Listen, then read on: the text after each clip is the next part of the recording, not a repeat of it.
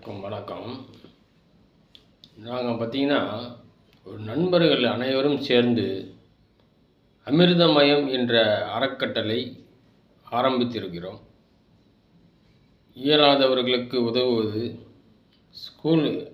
அனைத்து ஸ்கூல்களுக்கும் போய் யோகா ஃப்ரீயாக கற்றுக் கொடுப்பது, இது மாதிரி நல்ல நல்ல காரியங்கள் செய்து கொண்டிருக்கிறோம். அதனால்